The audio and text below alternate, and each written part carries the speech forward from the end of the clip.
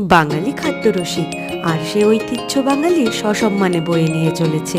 কেন বলছি এ কথা? আজ শেষ হলো কৃষ্ণনগর হস্তশিল্প মেলা। মেলায় আমি বেশ কদিন গিয়েছি, আর প্রতিদিনই দেখলাম মেলায় যত না ভিড়, ফুড জোনে তার থেকে অনেক বেশি ভিড়। বাপরে বাপ! ফুড কালেকশন দেখে খানিকক্ষণ লেগেই যাবে এটা ডিসাইড করতে কোনটা ছেড়ে কোনটা খাবো। মোমো, কাবাব, ফিশ ফ্রাই, কাটলেট, পকোড়া, কি নেই মেনুতে। তবে যেটা সব থেকে হিট আইটেম, শীতের গরম গরম কড়াইশুঁটির কচুরি আর আলুর দম। মাছের কচুরিটাও ট্রাই করলাম, বেশ খেতে। শীতের পিঠেও কিন্তু ছিল পানের স্টল আর পাপড়ি চাট। এত কিছু খেয়ে হজম করতে হবে তো, তাই ছিল মুখশুদ্ধি, আচার, পাঁপড়ের স্টল। চা, কফি, পানেরও বেশ সুবন্দোবস্ত ছিল। আমার যেটা সব থেকে ভালো লাগলো, বসে খাওয়ার আর হাত ধোয়ার সুন্দর বন্দোবস্ত ছিল।